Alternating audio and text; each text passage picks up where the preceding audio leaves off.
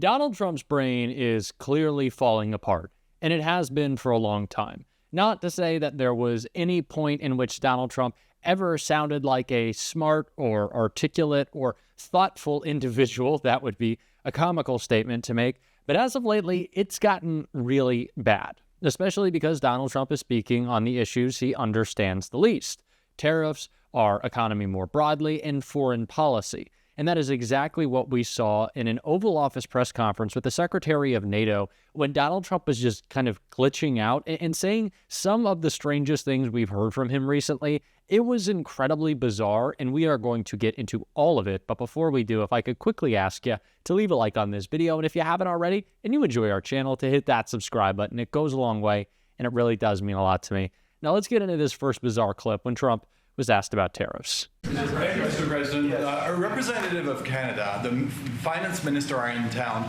and will meet members of your administration during the day. Any chances that you will ban on the tariffs on aluminum and the ones that are planned for April 2nd? No.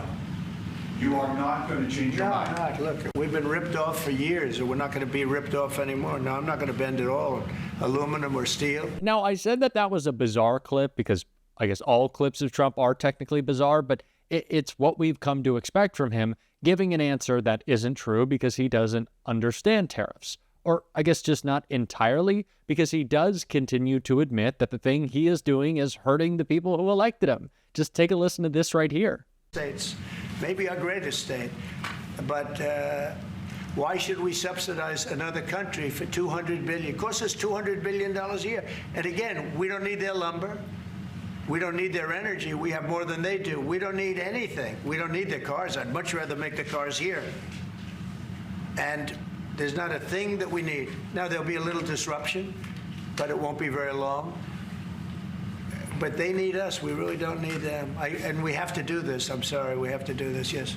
So this is how MAGA has been trying to frame the tariffs argument lately, that there's a disruption right now, that we're transitioning into a greater America when there's more manufacturing, when there's more investment into working class folks. But that's just not the case, because that runs counter to the economic agenda that Donald Trump not only presented and carried out in his first term, but the budget that the House is about to pass right now. It runs counter to anything that he's suggesting. He shipped manufacturing out of the country, gave giant tax cuts to billionaires and giant corporations. This is not someone who's going to be investing in the working man. It's just a ridiculous notion. And speaking of ridiculous notions, we hear more of that right here. They don't take our agriculture, we take their agriculture. It's like a one-way street with them.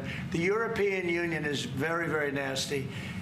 They sue our companies. Apple was forced to pay $16 billion on a case that, very much like my cases that I won. They shouldn't have been even cases, but we felt they had no case, and they ended up having an extremely favorable judge and decision.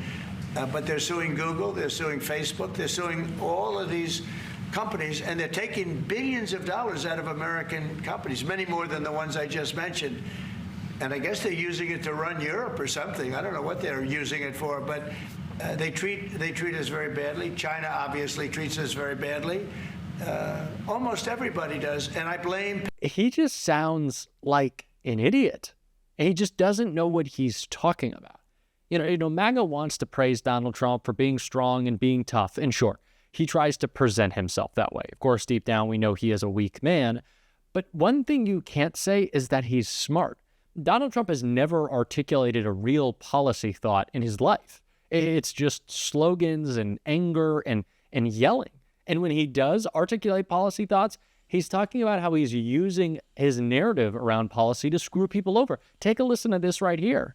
And I saw this morning where one of them is pretty well known, one is arguing, fighting like crazy over men being able to play in women's sports. I said, yeah, I thought that was tried. I thought that was about a 95%, I think it's a 95% issue. But in a way, I want them to keep doing it because I don't think they can win a race. And I tell the Republicans, I said, don't bring that subject up because there's no election right now. But about a week before the election, bring it up because you can't lose. She is just admitting what we knew to be true. There's been so much discussion in the postmortems about the election of whether or not Democrats talked too much about trans issues when it was Republicans who spent $100 million and put together the most concerted messaging effort possible to make sure that that was the topic. That not something Kamala Harris was talking about, aside from saying that we should protect the rights of trans people. We shouldn't let MAGA politicians attack individual high schoolers and middle schoolers in a state like West Virginia where there aren't any trans athletes and still they're passing legislation to attack them if there were. But no, they're trying to focus it on that because they don't actually have anything real to talk about, except, of course, all their nonsense schemes like this right here. And to be honest with you, Canada only works as a state. It doesn't. We don't need anything they have. As a state, it would be one of the great states anyway. This would be the most incredible country visually. If you look at a map, they drew an artificial line right through it between Canada and the U.S., just a straight artificial line. Somebody did it a long time ago, many, many decades ago, and makes no sense. It's so perfect as a great and cherished state. Keeping "O Canada," the national anthem. I love it. I think it's great. Keep it. But it'll be for the state, one of our greatest states. Maybe our greatest state. Are you saying that the border between Canada and the United States, the longest continuous border in the world, I believe, and as someone who always talks about how important borders are, you're talking about that it doesn't exist? He just sounds so stupid. Doesn't like he just I don't have another word for it. I'm sorry. But I have to say it because I am quite tired of any legitimacy given to any idea coming out of Donald Trump's mouth or that of anyone in his cabinet. It is insanity that we try to give any legitimacy at all to any of the ideas he puts forth. They deserve no credence. They deserve no time. They deserve to be called dumb because that's what he is. And that's what he continues to sound like right here. Yeah, go ahead, please. Leaders from Russia and Iran are heading to Beijing tomorrow to discuss nuclear programs. What do you hope to get out of that? Well, maybe they're going to talk about non-nuclear programs. Maybe they're going to be talking about the de-escalation of nuclear weapons. Because, you know, I was talking about that with President Putin very strongly. And we could have done something. Had that election not been rigged, we would have had something. I think I would have made a deal with Putin on de-escalation, denuclearization, as they say.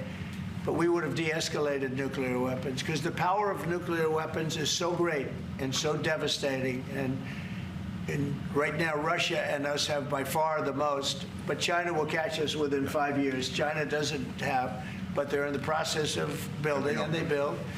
And within 4 or 5 years, they'll probably have the same. And by the way, this is a Republican.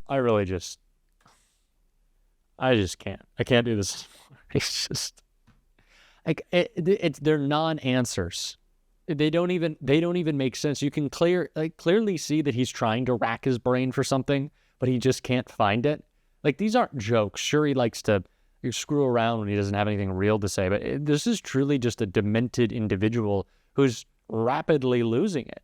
And that's why he continues to hone in on the issues he loves that he doesn't understand, like talking about Los Angeles right here.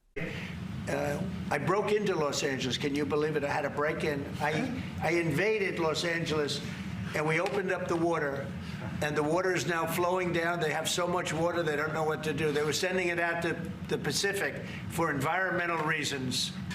Okay, can you believe it? And in the meantime, they lost 25,000 houses. They lost, and nobody's ever seen anything like it. But there's a really interesting phenomenon that people who don't know anything about a topic or aren't equipped to talk about it quite often overestimate their ability. So if you don't know something about a topic, you're more likely to overestimate how much you would know or how successful you'd be at a given task. And people who do have expertise usually underestimate themselves, right? Donald Trump is a perfect example of that. He is a moron who says, I'm the greatest at everything. I'm so fantastic. I'm the best in every way. And it's what, like, that's what the LA water stuff is the prime example. Literally no idea what he's talking about, and yet he wants to talk about it all the time. Also wants to talk about this issue. We've been discussing with Ukraine land and pieces of land that would be kept and lost and all of the other elements of a final agreement. There's a power plant involved, a very big power plant involved. Who's going to get the power plant and who's going to get this and that? And so, it's not an easy process. But phase one is the ceasefire.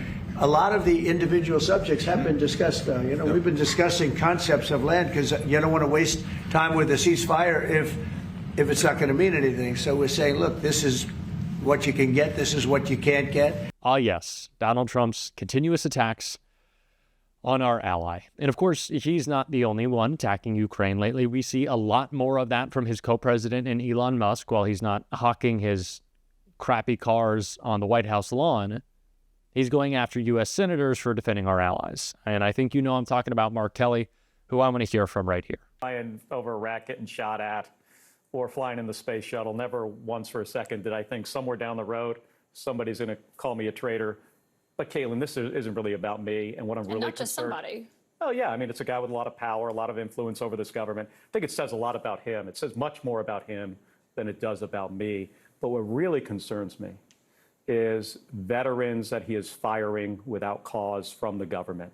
These are public servants. I had a disabled veteran in my office the other day that had recently received an excellent performance report, and 3 weeks later, Elon Musk fires him through an email because of poor performance. That's wrong. That's not fair. Fired him without cause.